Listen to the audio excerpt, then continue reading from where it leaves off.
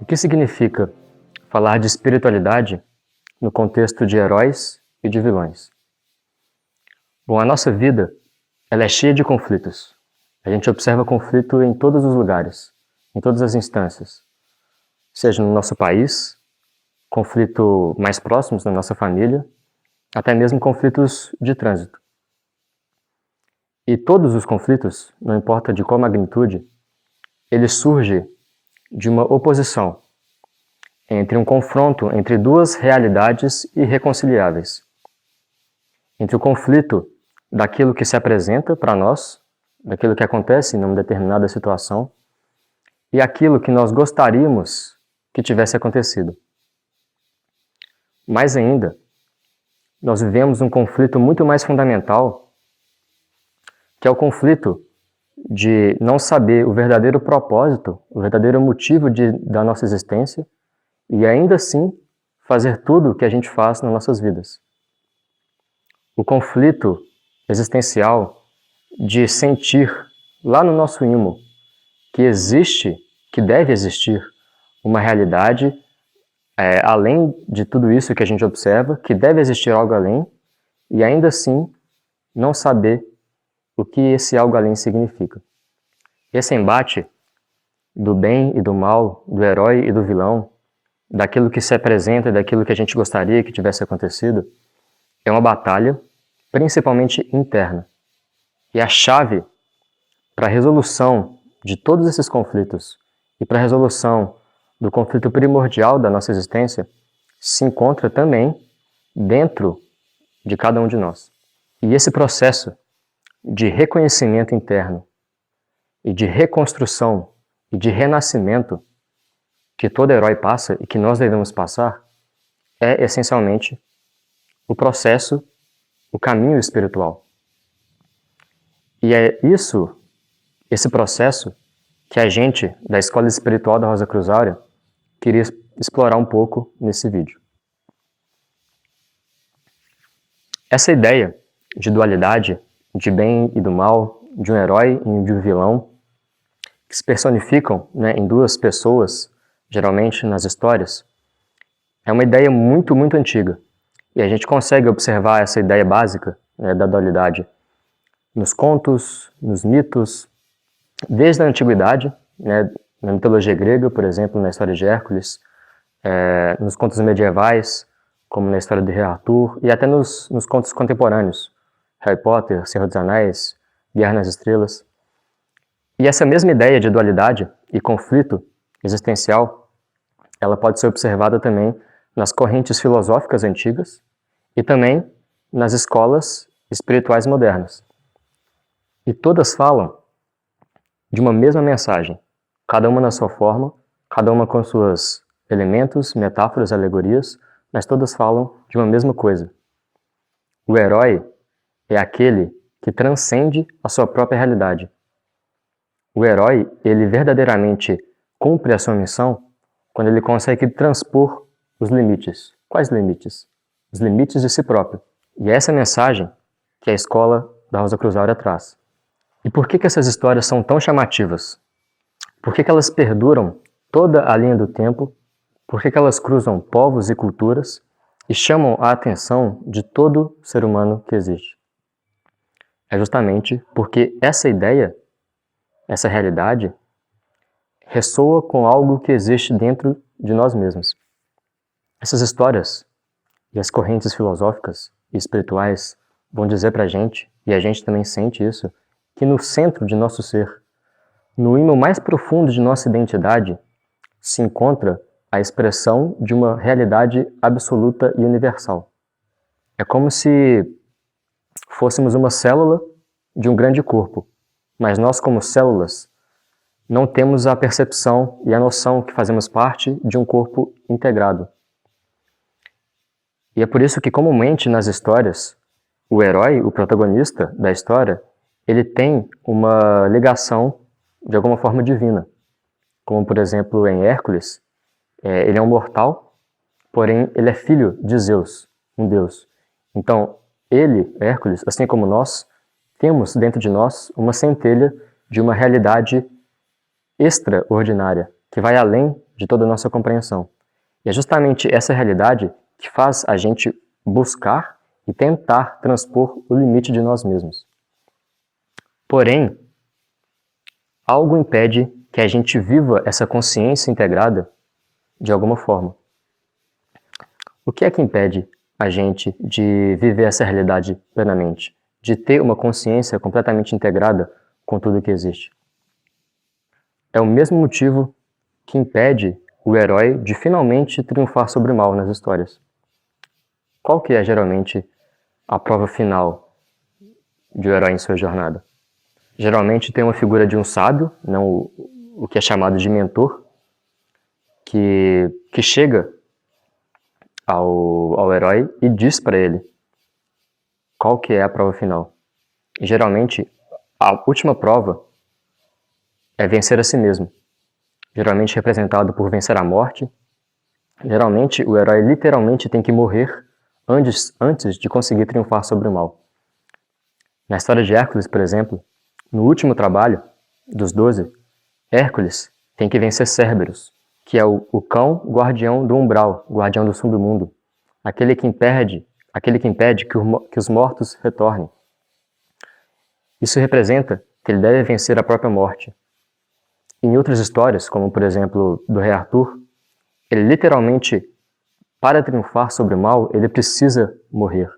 Em Harry Potter também, antes de vencer o mal que é personificado por Voldemort, ele tem que vencer o mal que há dentro de si mesmo. E ele tem que morrer antes disso.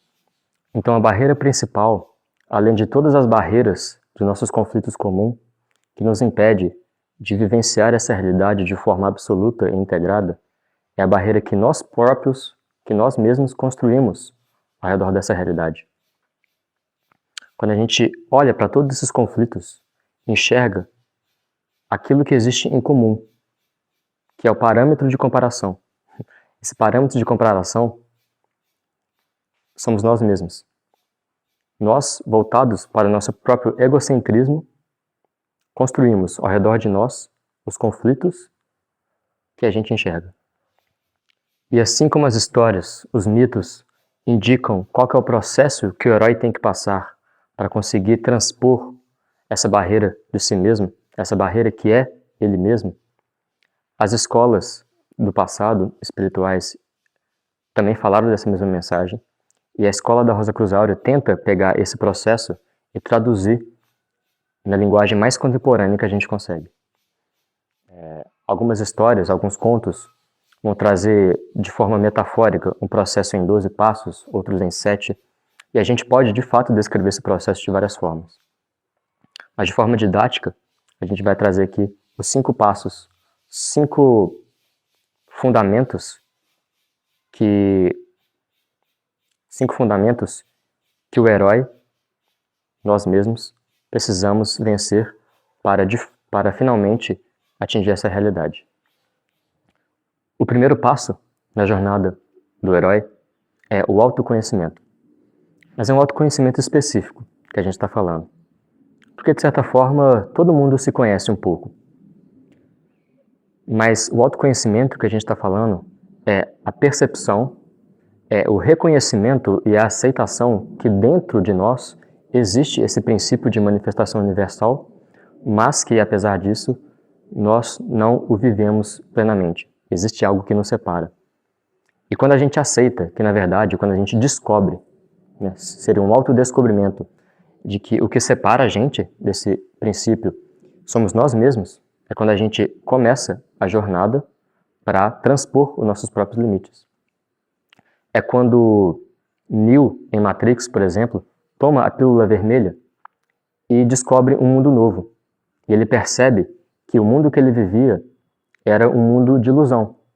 Ou quando Truman, no show de Truman, percebe que a vida que ele está vivendo era um teatro, que ele era o único homem verdadeiro, que todas as outras pessoas ali em volta eram atores.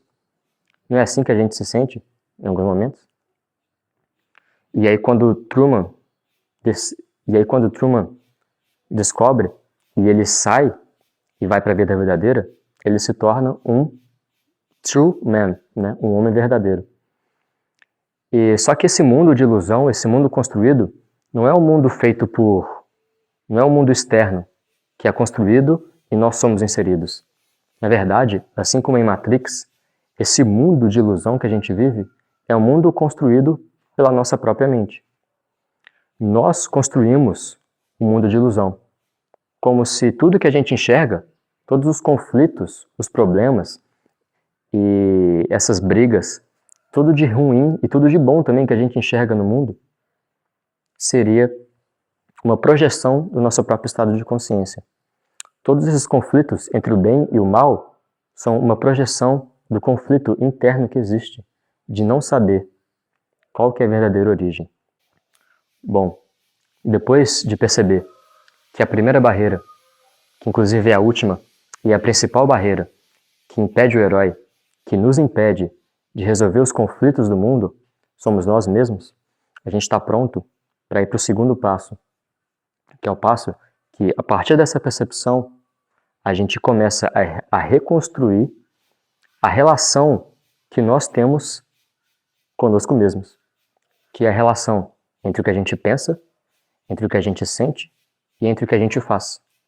Esses três núcleos formam a nossa consciência, que na linguagem mística é chamada de triângulo da alma. Então, o segundo passo do herói para reconstruir a sua relação com o mundo é reconstruir o seu triângulo da alma. Sabe quando a gente está passando por um problema e vem alguém e dá um conselho, né? E fala assim, mas é só fazer isso aqui que resolve. Aí a gente vira e fala, racionalmente faz sentido, mas eu não consigo fazer. Ou então, racionalmente faz sentido, mas eu sinto que não é por aí esse caminho. Essa dicotomia, né, esse desalinhamento que existe muito frequente entre o que a gente pensa, entre o que a gente sente, entre o que a gente faz, é o primeiro passo para a gente reconstruir a nossa consciência e viver essa realidade. Por quê? Porque a batalha é interna. A batalha é principalmente interna. Geralmente, algumas pessoas têm a tendência de tomar as suas escolhas, guiar a sua vida, seguindo simplesmente aquilo que faz sentido e ignorar aquilo que elas sentem, colocando a racionalidade num patamar superior à vida de sentimentos ou ao coração. Algumas outras pessoas decidem fazer o caminho completamente o contrário e ignorar completamente a racionalidade e dizer que elas deveriam fazer simplesmente aquilo que elas sentem. Então, qual que é a forma correta, né? É seguir os pensamentos, é seguir os sentimentos? O primeiro desafio que a gente tem é reconstruir essa relação, é desconstruir o apego que a gente tem. O processo de reconstrução, ele passa pelo alinhamento e pela reconciliação entre essas duas verdades que dentro de nós também estavam confrontando entre si.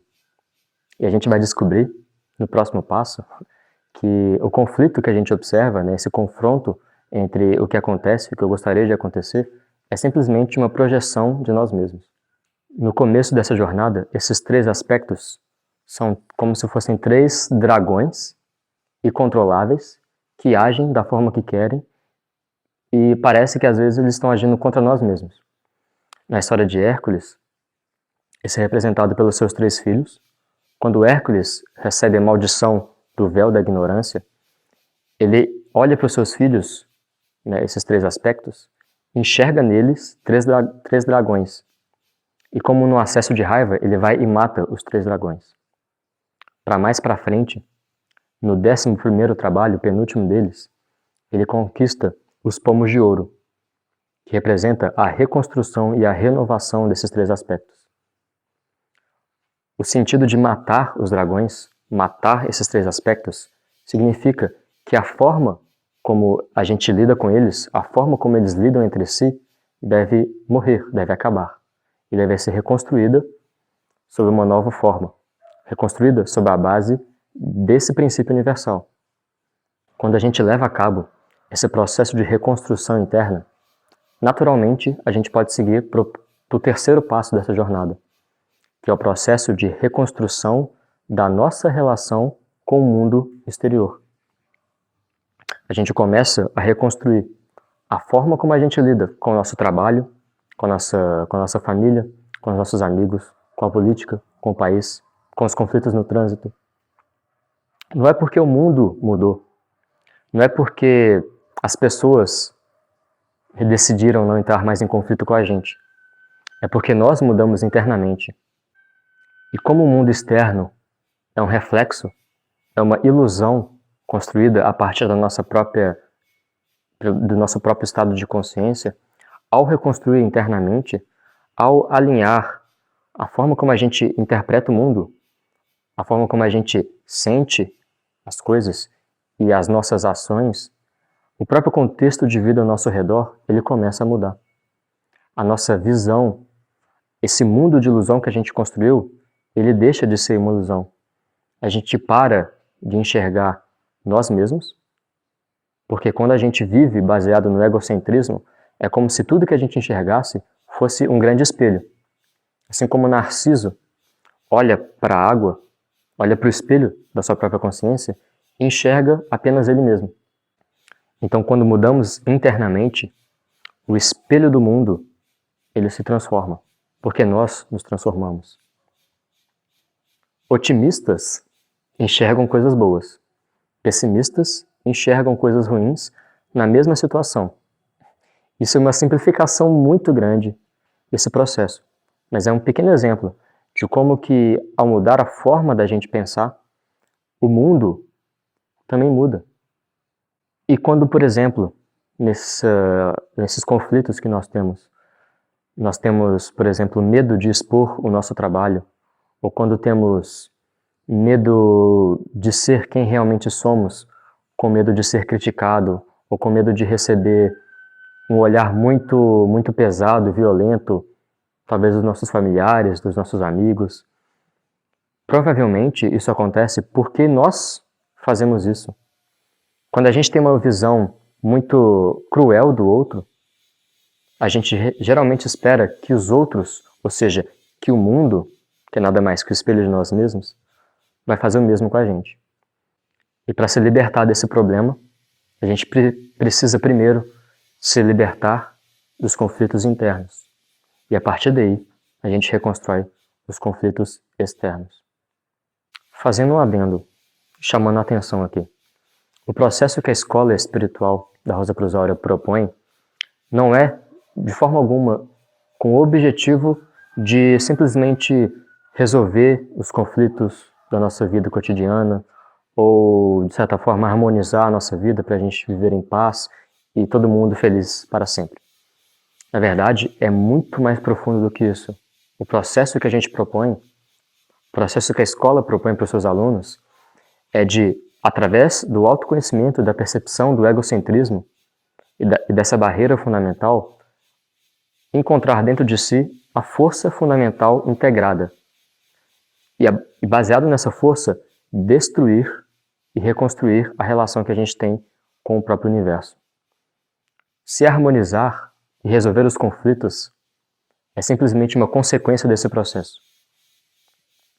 E quando a gente faz esses processos de reconstrução interna, que seria o segundo passo, e reconstrução externa, que seria o terceiro passo, e repete eles vezes suficiente, porque é um processo de relação, né, para dentro e para fora, mas começando por dentro, a gente começa a compreender como se a gente começasse a se, de fato, integrar com a realidade universal como ela se apresenta, que seria o quarto passo de nossa jornada. A gente se integra com os dois mundos, que nas histórias, esse momento nas histórias do herói é representado no momento em que ele se torna o mestre dos dois mundos. Quando ele se torna mestre, quando ele conquista o mundo ordinário, que ele vivia no início, e do mundo extraordinário. Nesse momento, as coisas que acontecem com a gente parecem que começam a fazer sentido. Sabe quando você está vivendo uma situação difícil, um conflito muito grande, e vem alguém, né, e dá um conselho para você. Calma, vai ficar tudo bem. Existe um motivo para essas coisas acontecerem, você vai entender por que essas coisas acontecem. E você olha para aquela situação e você, né, completamente cego, não enxerga nenhum motivo para aquelas coisas acontecerem. Às vezes, a percepção vem muitos anos depois. Às vezes, quando a gente olha para o passado, para aquela situação ruim, a gente percebe, então era por isso, né, que essa coisa aconteceu. Ou então, graças a ter vivenciado aquela situação no passado, que eu consigo enfrentar a situação de hoje. E lembra que eu disse que nas histórias geralmente tem a figura de um mentor que diz para o herói qual que é a prova mais difícil que ele tem que passar? Geralmente, para ajudar o herói, esse mentor dá um item especial para ele. E muitas vezes o herói não sabe para que serve aquele item, ou como usar aquele item para enfrentar o problema que ele foi chamado para enfrentar. E é justamente isso que acontece nas nossas vidas. Geralmente, a gente só percebe a utilidade, de certa forma, de uma situação, de um conflito, de um problema, muitos anos depois. É como se nós mesmos tivéssemos nos dado um item que a gente só percebe a utilidade dele muitos anos depois, quando a gente enfrenta um novo problema. E isso, mais uma vez, sugere para a gente que esse mestre, que esse mentor, né, e que esse herói, quem que é o herói? O herói somos nós mesmos. E quem que é o mentor? O mentor também somos nós mesmos. O verdadeiro mestre, ou de certa forma a verdadeira escola que te ensina como lidar com esses problemas, com esses conflitos fundamentais, também se encontra dentro de você. Projetar para fora um mestre ou alguém para tentar indicar o problema ou resolver o problema para a gente é, mais uma vez, recair no erro de projetar para fora um problema que, na verdade, está dentro. Assim como o problema está dentro, a resolução, muitas vezes, está dentro. É como se fosse o contrário daqueles testes de personalidade que viram para você e perguntou assim, o que você diria para o seu eu do passado? Escreva uma carta para o seu eu no passado, o que você diria para você mesmo? Na verdade, isso é o contrário. O que o seu eu do passado está dizendo para você agora? Porque os conflitos que a gente vive, eles são uma projeção de quem nós fomos e de quem nós somos. Assim como o passado pode ser um grande peso, um grande fardo para muitas pessoas, ele também pode ser uma grande ferramenta.